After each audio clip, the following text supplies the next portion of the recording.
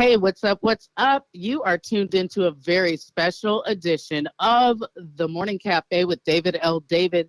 I'm your co-host, Irene Harris, and we also are joined today by Ms. Courtney Houston. Hey, y'all.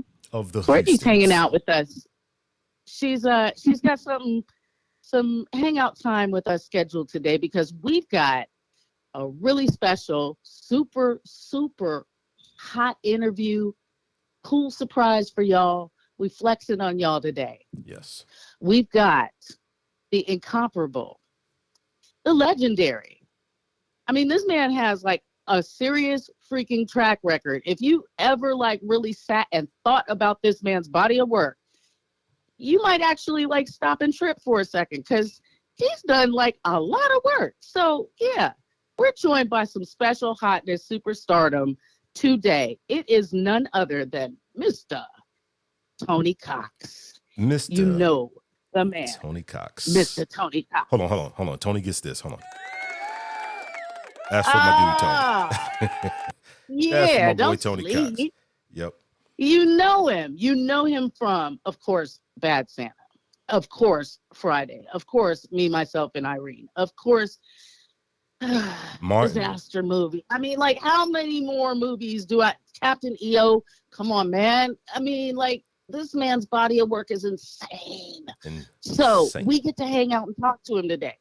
We get to get like firsthand reports on probably insane things because he's worked with just an incredible amount of people at this point. So without further ado, I'm going to introduce to you, because we flex in here on the Flex Radio on the Morning Cafe on the David L. David Morning Cafe Show with your host, me, Irene Harris. I don't think I even introduced myself. So, or maybe I did. Anyway, without further ado, Mr. Tony Cox. Mr. Cox. What's going on there, Mr. Cox? Nothing much, man. You guys got me up early, so I'm still trying to wake up here on the West Coast. We appreciate you being. Yeah, we appreciate you getting up early, man, to talk to us. Yeah, we definitely know it's early. Oh, no problem.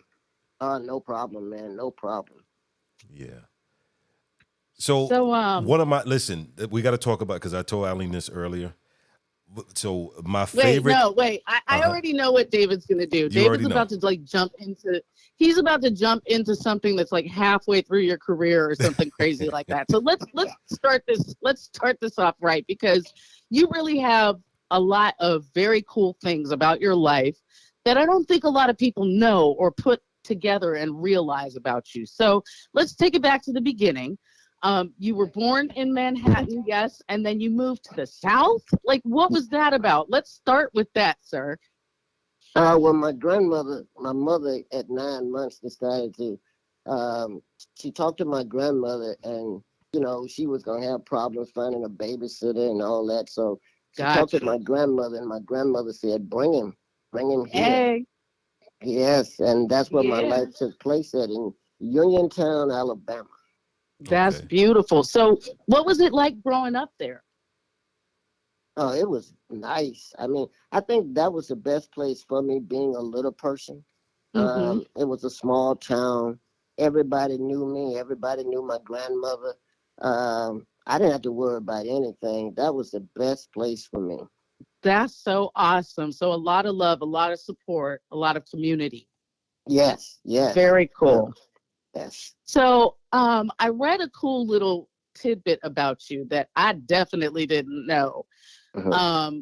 Sir, how did you become a drumming aficionado at the age of 10? What? Please talk to us about that. Well, you know, I guess my grandmother said she saw the talent in me. She said, I would always see you with two pencils in your hands. And you always was playing. So she decided to get me some drums. Okay. And so that's how I started. I just started playing. I got really good. I mean, I could do anything by ear, you know. Wow. And it just took off from there. You know, I always practice all the time because I don't like to lose at anything. I like to be the best at what I do. That's just me. Uh-oh. And it shows in your work. I'll just put it that way. Thank you. I appreciate You've really accomplished an impressive body of work. I sound like a broken, tape recorder at this point, but yeah, you really have.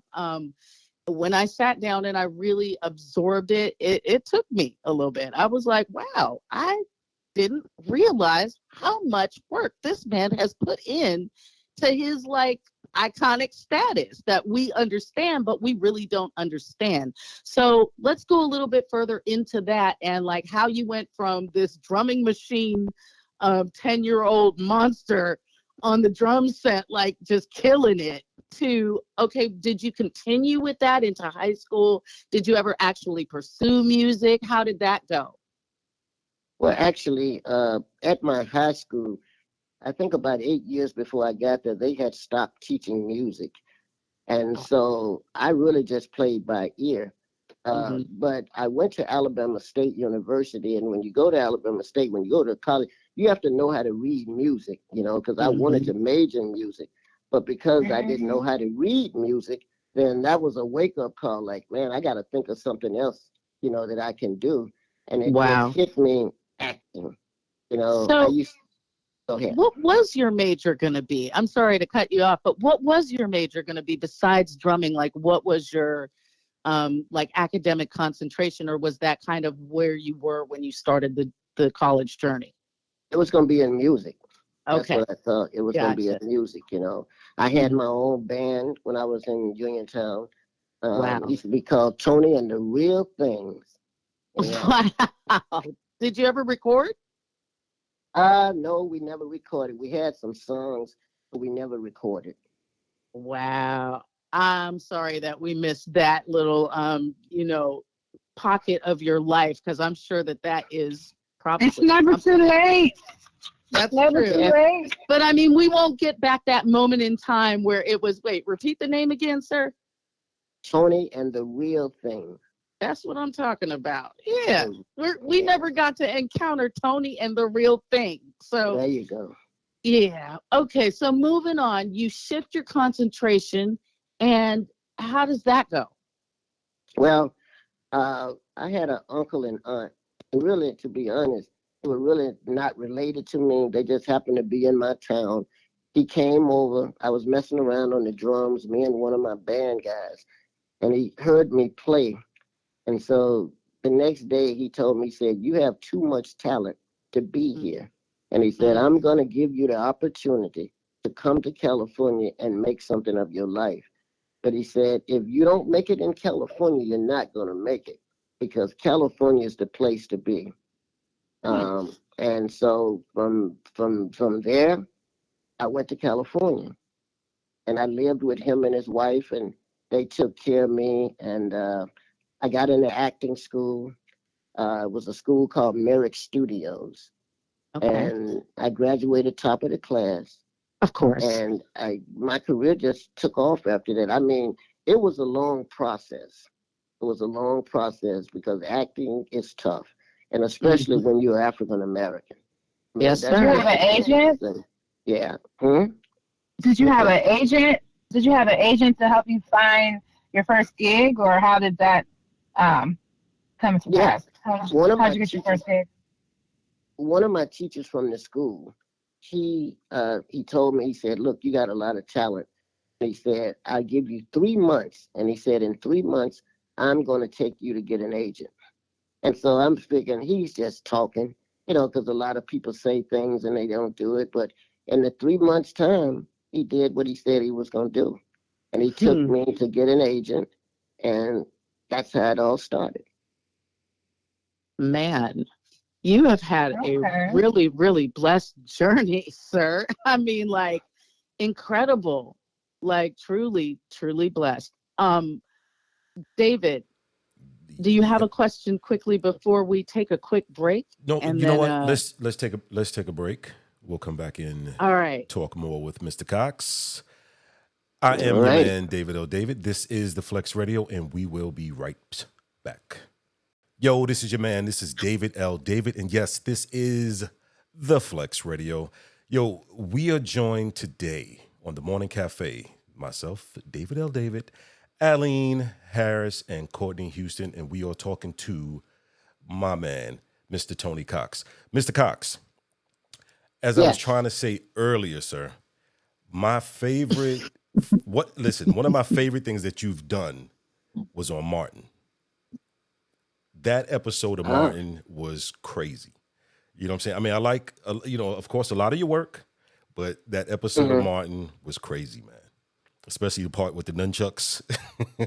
Oh, I was about to ask you because I did 2 shows for Martin. Oh, you did 2? Yep. Yeah. That particular one, man. Yep. But but it's great. It's great to have you here, man. Yeah, David, you took care of me, and I thank you for that. You were the man, sir. I'll never forget you, man. So I appreciate you. Yes, not a problem. Not a problem. So so Irene, yes, when you talked about Bad Santa, so that was Bad Santa 1 and 2. Yeah, I meant yes, Bad Santa 1 and 2. Now, I'm gonna back it up a little bit, and I'm gonna touch on something from just your body of work. What was working with Jim Carrey like on Me, Myself, and Irene? Can you talk us through that? It was great for me. I mean, for those who remember this movie, you might be laughing with me, and I caught how you said that was great for me. Yeah. I mean, I really enjoyed working with Jim. I remember when I got out of the car and they were talking to me, they said, man, Jim goes off script. And they said a lot of actors, they can't handle it, because they're not used to it. And they said, I don't know how you feel about it. I said, bring it. Because that's what I do. I improv a lot. And I know that's right. Yeah, and that's what makes me different, because I'll go there and usually the directors, they'll just tell me, man, just do it, and he started going off script, and I went off script, and it was just great. I mean, Jim will just take you there. I mean, if you ain't prepared, you're going to be lost. I can only imagine. And he moves so fast with it too that you've got to really be paying attention and be in the moment. You know who Jim Carrey reminds me of? He reminds me of John Ritter for some reason. Like that style of comedy. You know what? Fast paced, very fast paced, very physical comedy oriented. I can see why you say that. Yeah, I can see. So when you guys go off script, when you're on set, how does the director know when to stop if you guys are like totally off the script? Like how does that look from the outside looking in? I mean, you're still with the script, but it's just that you'll go off from time to time. And between Jim and I, we knew when to stop it. We knew what time to stop. And at first I thought about just telling him what I was going to do. And I said, you know what? I'm just going to play it by ear. That's the best way to not say anything. And it just hit. I mean, and he would just go with anything that you did, he would just go with it. And when he saw the nunchucks, I remember in the movie when he saw me with them, and the director said, show Jim what you can do. And when I showed him, his mind was just thinking, oh, this is going to be great. Oh, I just love this. Oh, man, where did you learn how to do them? And so he said, oh, we're going to make this thing. This is going to be great. So let's unpack that. Where did you learn how to do that? I learned it many, many years ago because I took martial arts. And I know I took martial arts, and I noticed as a little person, I would need more than to know that. I saw these nunchucks, and I said, man, if I could learn how to work those, that would help me, in case I got into it with somebody, Right. And so they really did. I mean, I just took it up. I worked on it every day because I wanted to do them. I wanted to be good. And actually, I've gotten like 2 to 3 jobs doing the nunchucks. The one on Martin, they didn't know that I had the nunchucks. I slipped them in. I showed Martin what I could do. And once they saw it, Martin's eyes got big. Oh, this is great. And on Me, Myself, and Irene. Now, is that first on your specialties list now? Yeah. Oh, yeah. Yeah, for those of you For those of you who don't know what I'm talking about, as an actor, when you have a resume, at the end of your resume, usually you'll list like your specialties of things that like you can do that you think are kind of impressive that might help you get a job, or they might throw in there somewhere. So yeah, that's what his specialties are, and I would imagine that that would be pretty impressive. Now, do you put drumming on your specialties also? Yes. All right. See, I'm waiting to see that. You're gonna make me write something just so that we can see you drumming. Well, now that's been a long time ago. Now I haven't drummed in a long time. Well, see, we come up with a good enough project. We give you a reason to practice. That's what I'm talking about. There you go. That'll work. Now that'll work. That's what I'm talking about. Yeah. Okay. So wait, back to this though, because there's a very funny story. Again, for those who haven't seen the movie, he gets some gratuitous time in there in Me, Myself, and Irene. Per the script. So I heard a funny story. I heard you talking about this previously, and I think our audience would probably enjoy hearing your take on how the love scene. First of all, was this your first love scene ever? Yes, it was. Okay. Yeah, actually, I was kind of shocked that we were going to do it for real. You know, I remember myself and Anthony Anderson, we was getting ready to go out and eat that night, and we were going to shoot the scene the next day. And so the director saw us and he said, "Where you guys going?" We said, "We're going out to eat." So he said, "I'll take you guys." And so we ate, we came back, we're in the car, and he said, "Tony, this scene going to be great tomorrow."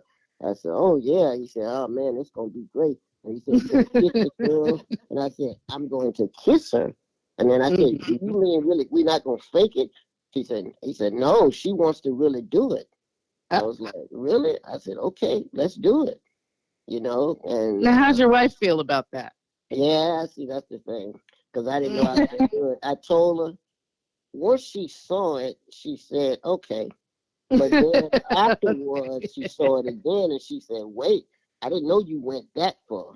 Oh, I said, "Gotta remember, I'm acting. I'm acting." Yes. Okay, so yeah, that love scene though. How long did it take to get filmed, sir? It took just about the whole day, which was good for me because Jim kept saying the line that Jim had, he kept saying it wasn't right. He wasn't saying it right. So he wanted to do it again. So every time he wanted to do it again, we had to kiss again. So, hey, it was good for me.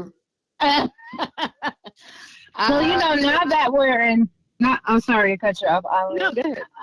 So now that we're in 2023, we now have something on set called intimacy coordinators. How do you feel about that, knowing how your intimate scene happened in this movie, and now we're decades now later into a new realm of film? Do you have any commentary on the industry now rolling out intimacy coordinators for these types of scenes? No, I mean, I don't know too much about that. I really retired in 2016 from the business. So I'm not aware of that. But I decided to come back this year because people kept saying, "Come back." So I don't like to speak on nothing I don't know too much about. Understandable. Okay. Yeah. So question then, can you walk us through how the intimacy scenes looked back then with no coaching? Because what an intimacy coordinator does is they help advocate on set when it comes to sex scenes, being intimate, fight scenes, things of that nature. So back then, it was probably more air quotes exotic on set because there wasn't any boundaries being made from the actors. So how did that scene look from the outside looking in? Like how does that scene work back then for you? Like what did it look like? For me doing the scene? Yeah. Yeah. It was fun. I mean, I was just nervous about kissing her because I didn't know, and I hear sometimes people rehearse before. And, so I didn't know. So I just said, well, we'll just go for it. And it was a part in there where the director was saying, "I want you to take your tongue and like you guys go around each other's tongue. Now, I understood what he said, but it was the fact I didn't want to put her in a situation that she didn't want to be in. So I just said, I don't quite understand what you're talking about. And she said, well, let me show you. I already knew, so she was like, she showed me. And so I was like, and that's exactly what the intimacy coordinator does. That to alleviate that uncomfortable moment, that thought process that you had, that's exactly the point of an intimacy coordinator. Yeah. Okay. Good question, Courtney.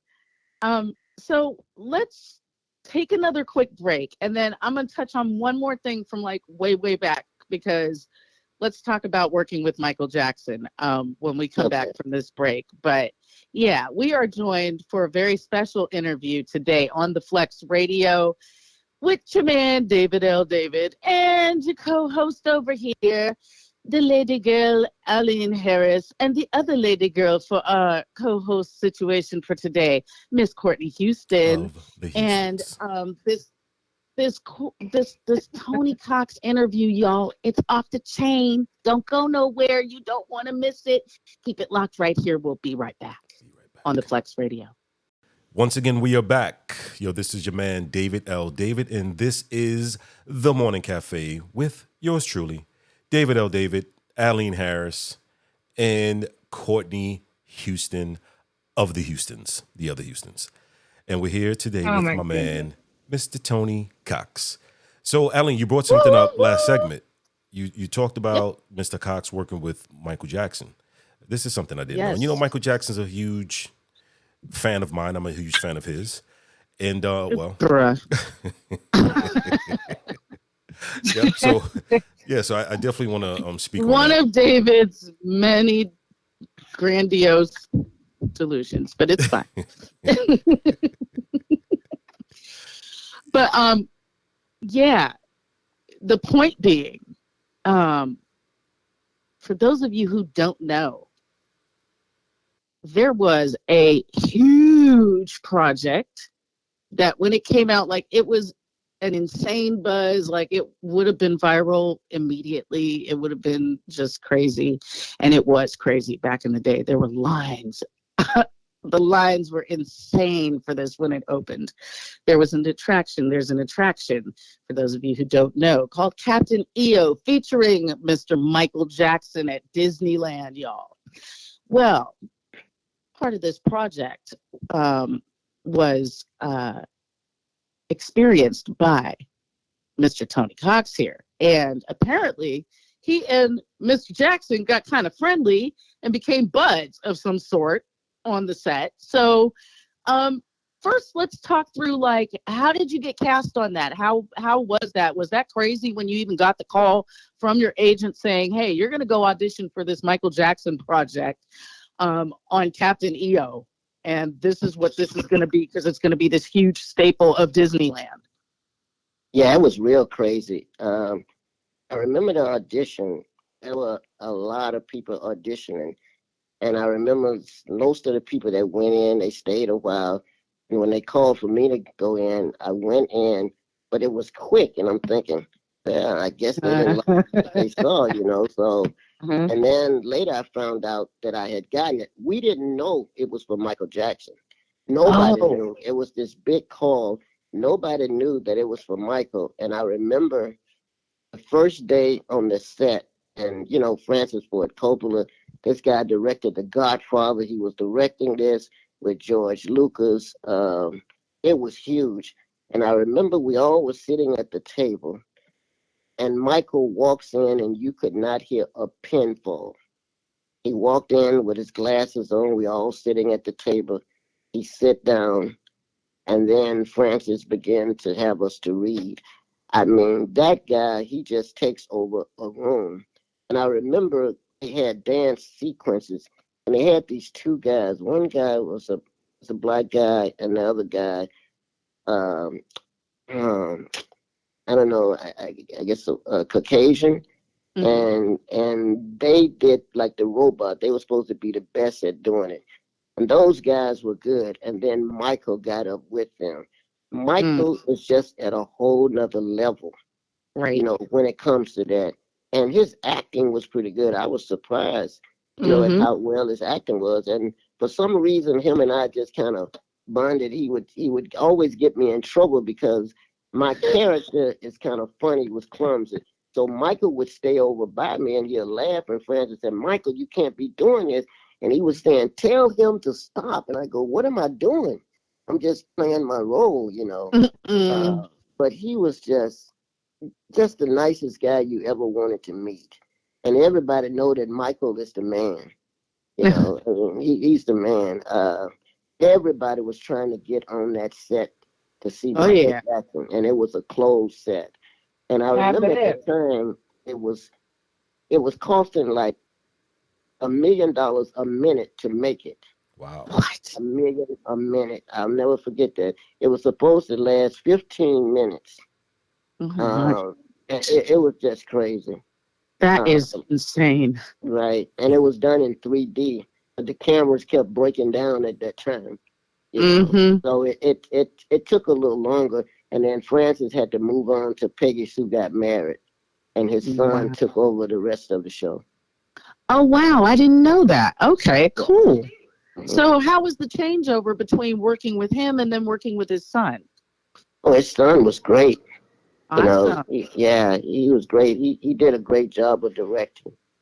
Very cool. I mean, on a project like that, he would have had to have been solid for Daddy to hand over the reins. So, yeah.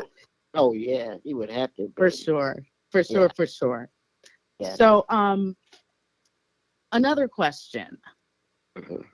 Somebody said you got Michael Jackson's phone number and lost it, sir. What? Oh, no. Yeah, I did. Yeah. I mean, I hate to bring up old stuff, but yeah, that was pretty bad. Everybody gets on me about that. Oh, man. I mean, I wanted to learn how to do the moonwalk, and I was asking him, would he teach me? I mean, who better to teach you? Right, exactly. And he said, well, you know, you would have to come to my house because I can't go out. And I said, okay. And he said, look, I'm going on tour. When I come back, he said, I'll invite you over and you can come, you know. And I don't know, man, I just lost his number. I can't believe that to this day. Yep, same thing happened to me, though. Do you remember the events of that day before you lost it? Like, how long did it take you to know that you lost it? Like, what you do before you lost it? Tell us, because this story is He's trying to help you backtrack your steps right now, because that phone number might be sitting there somewhere. Wait. Yeah, I know, it was crazy. You know, it was. I think when they got ready to show the film, and they shut down Disneyland, and so I wanted to ask Michael if he was coming, and that's when I realized I didn't have his number. But another friend of mine who was in the film named Debbie, she's a little person also. She had the number and she called because I kept wondering, is this really his number? And so someone picked up, the guy that used to be his security, always was with him. I can't think of his name. It was an older guy. And he picked up the phone and she said, I wanted to know if Michael was coming. And, you know, and then he said, wait, here's Michael right here. And so he gave the phone to Michael. And Michael, first he said he wasn't coming, but he did show up. But, you know, Michael was wearing something where you didn't know it was Michael. You know, he had on something on his face and all. So. Wow. Okay. So before we, David, we're going to take one more quick break, and then we're going to talk about Bad Santa before we wrap up and whatever you've got going on these days. But before we do that, I would like to touch on your beautiful family. You have been married, sir, an impressive amount of time. You've got a beautiful wife and a beautiful daughter, I believe. Yes. Gorgeous family, truly. So just, how's that? Like, I know you're not your daughter, but I'm sure she's talked to you about it. What's it like for your family to be married to and the daughter of such an iconic figure with all of these movies and stuff that people are probably constantly quoting to them and stuff? Well, first of all, I think I'm the blessed one, and I thank God for my wife each and every day. And for I know that's right. Yeah, because if it wasn't for her, then I wouldn't be where I am. God is first, and my family is second. Amen. God is always first in my life. So I'm blessed. But, you know, when we go out, you know, sometimes I feel like I haven't really been the husband that I should be because of people come around and stuff. And I'm the type of person that I'll always take a picture with a person because I think we as actors, we get up there and then we forget about the fans. It's the fans that make you.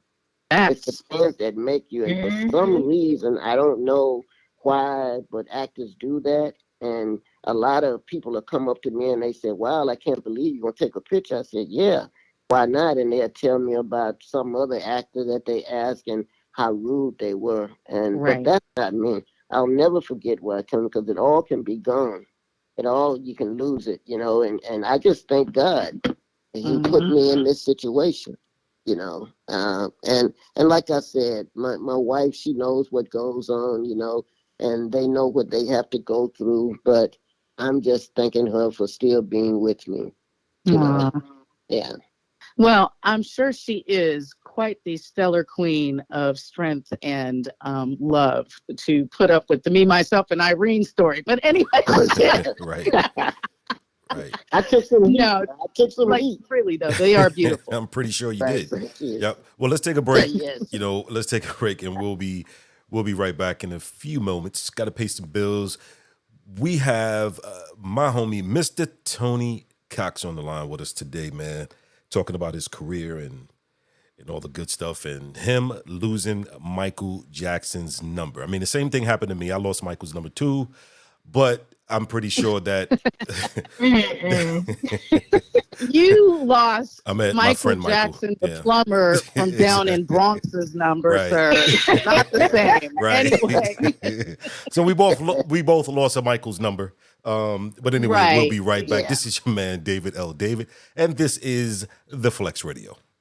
Yo, this is your man. Yo, this is David L. David, and yes, this is The Flex Radio. If you do not have the app, please go on your iPhone, go on your Google, whatever, your Android phone, and download The Flex Radio so you can catch interviews like this.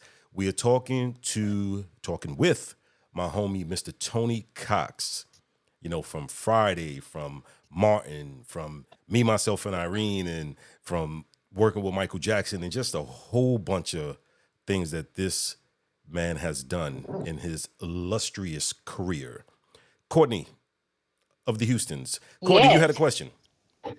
You had a question for me. I do. Thanks for bringing me in. No, I was like, so, question. It's a two-part question.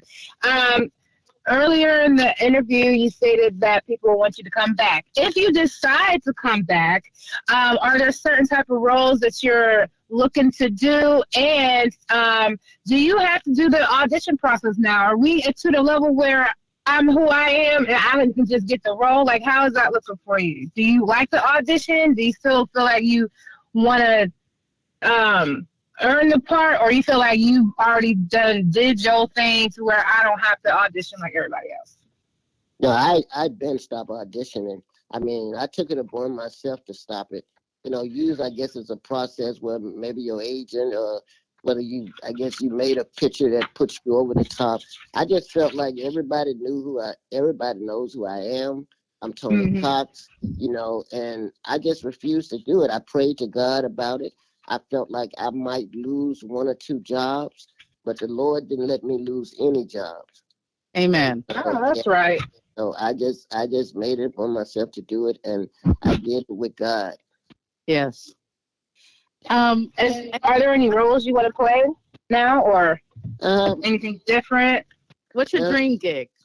I just want to continue to do comedy, but I also want to do other films too. But I would love to do a film, about church or something. I want to go that way. I would love to do one of those films. Amen.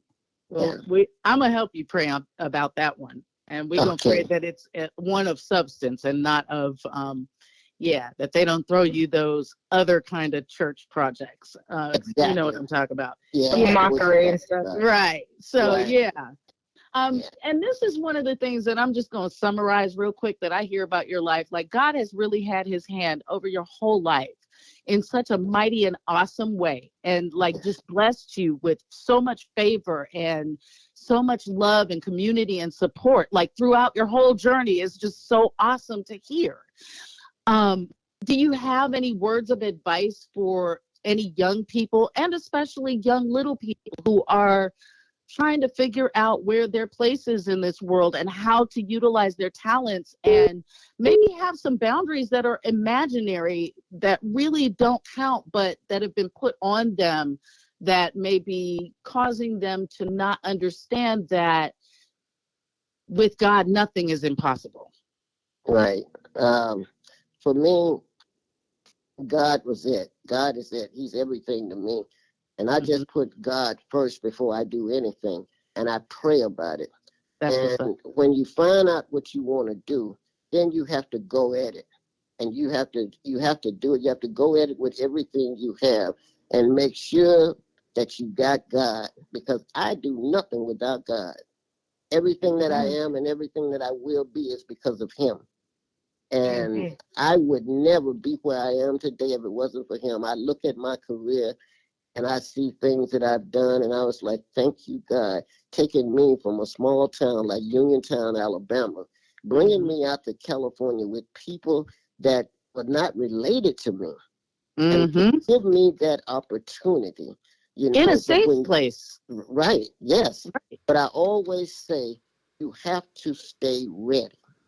You have to stay ready. It was 23 years before Bad Santa came along. 23 years, but I always knew that God had something for me, and I had to wait, because little people was always in costumes all the time, and I didn't want to do that. You know, I mean, that's where the money was coming up, because that's all we had, and you know, little person, stick him in a costume, you know, but I wanted to act. I wanted to be out of the costume. And so I just thank God. I just always say, be ready, put God first, and work hard, and you can accomplish whatever you want. Amen.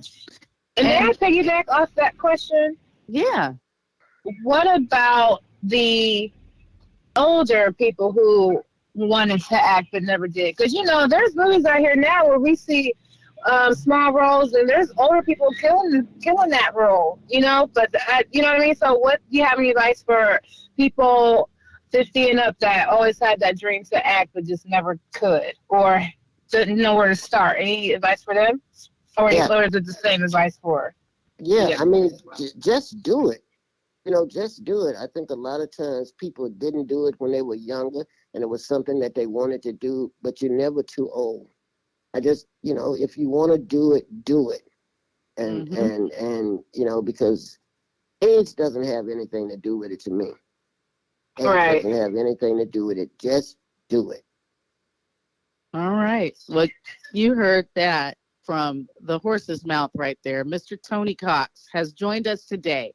We're going to take one more quick break, and we're going to talk. Well, actually, was that our last break? So let's just talk about Bad Santa. We're going to go ahead and wrap this up, because I know he's probably a busy man, and he's been so gracious to take this time with us and just like tell us so many awesome tidbits about his life and things that I'm sure that a lot of his fans didn't even know. Well, I'm sure the diehard fans that are like, I know everything about Tony Cox and you can't tell me. So yeah, I'm sure they knew, but like, I'm a fan and I didn't know. So yeah, let's go ahead and talk about this. When that call for that audition came in, what was that like? Did you have like an inkling of what kind of like velocity this and weight this project would end up having? And especially because, like you said, I'm sure that at that point, way before that point in your career, like when you hear certain titles, you're like, here's another costume. So when you heard Bad Santa, like, and did they talk about what exactly the script was going to be, or did you just kind of go in to the audition kind of blind on this Bad Santa concept, and then got the sides once you got there? Well, actually, I had to call to come to my house, because my agent have a lot of little people. And so I wanted the calls to start coming to me so I could see what was going on. I remember I was lying on the couch, and this call came over. My answering service got it, and it said, this is a part, it's a movie with Billy Bob Thornton. you would be second lead. To hear second lead as a little person, I mean, that was something. So I ran up off the couch and I went to the phone, and then I told her to, call my agent. And I remember there was everybody tried out for that, from Peter Dinklage to Warwick Davis. I mean, all the little people. Wow. The place was packed. I auditioned 9 times for that role. Yeah, and the role, a lot of people think it was written for African American. The role was written for a Caucasian. But when I went into the audition, when I went into the audition, I asked the director, can I try something different? I said, I have it in my mind how I'd like to do it. And if you will allow me, I'd like to try it. He said, well, I'm willing to try anything right now, which led me to believe he hadn't found who he wanted. And so I started doing it. I started ad-libbing. He started to laugh so hard until he stopped and said, wait a minute, give me some Kleenex here. And so, and I remember when I finished reading, he looked at me and he said, I have some bad news and good news. And I'm thinking, what bad news could you have? You just laughed until you were crying. And he said, what do you want to hear first? I said, just give it to me. He said, the good news, nobody has come in and read it like you did. That is so different, and I like it. He said, the bad thing is that it was written for a Caucasian. And I'm like, here we go again. And that just kind of dropped my head. But he said, now, I got to rethink this thing. He said, I have to rethink it. That's what I'm talking about. From that time on, he was with me. He was with me. And it took 9 auditions. The only somebody wanted me for the role was Billy Bob Thornton and the director. Those are the only two. The rest of the people was for this other guy. That's all that mattered, though. Yes. And that's why you went through them 9 auditions, because they was trying to see if you was going to keep that stamina that you had on that first day, probably. They was, you know what I'm saying? They was probably hoping that you wouldn't have been as funny. You was probably bringing it every time, every 9 times like a cat. Yeah. You was getting it. Yeah. Yes. All right. So, Mr. Cox, so we're going to wrap this up now, but just have a question for you. So how could your fans, our fans, reach you on, are you on social media? What's the social media handles, if so? Tony Cox, Mr. Parker. Okay. That's my Instagram, Tony Cox, Mr. Parker. Okay. Yeah. So what are you doing these days? You are semi-retired. I mean, because you're still talking to us, so you're kind of retired. And I'm sure, you have a lot of people that are constantly asking you for appearances and things like that. So you're retired, but what keeps you busy these days? What are you into? Well, I haven't really been doing anything except I just started to come back lately. But you got this strike on right now, so it's nothing happening. Right. But I got some projects in the works that I want to do. So hopefully when this strike is over with, we can start the talks again. Awesome. Yes. Well, we are looking forward to finding out what is next for us to see from Mr. Tony Cox, the iconic Mr. Tony Cox, who's joined us today on the Flex Radio with your host, Mr. David L. David, and myself, Miss Irene Harris, and the lovely Ms. Courtney Houston, who has joined us today on our very special edition. I think you got to repeat that because it cut out. Actually, you know what I was playing? I was trying to bring this in. Mr. Cox, you remember this, Mr. Cox? What? That's from that episode of Martin. The other episode. Oh, yeah. All right, so Mr. Cox, man, it was great. It was great having you today. And we hope to have you back soon, man. We got to get you back on soon. Definitely. All right. Yep. You have been so gracious. We really have appreciated this time with you, and it was a great interview. Thank you so much. Yes. And Mr. Cox, when you get back on the scene, if you need an intimacy coordinator, holler at your girl, Courtney Houston. David can give you my information. The other Houston. All right, Yes. all right, I will now. I will. Yes. Yes, if you need an intimacy coordinator, I'm the girl. Those love scenes come up. You can tell your wife, I'm handling it. Courtney Houston is on it, And or I could be yeah, your she's stand-in. got I it could be your covered. stand-in next time, Mr. Cox. Just call me. David, you got to get on your knees, baby. You got to get on your knees. All right. So this is your man, David And L. he can't David. play the drums like you either. Right. This is your man, Yeah. David L. David, and this is the Flex Radio. We were joined today by Mr. Tony Cox. We had fun, man. Learned some things about Mr. Cox, man. You know, and hopefully when you work on that church product, you know, we'll be one of the first to know, man, so we can get you back on here. But anyway, unless of course I'm the writer, then you'll really know. there you go. Yep. Once again, this is your Here man, we go. David L. David. This was Irene Harris and Courtney Houston of the other Houstons and Mr. Tony Cox. Once again, the Flex Radio. We are your new number one for hip hop and R&B. Keep it flexy. Peace.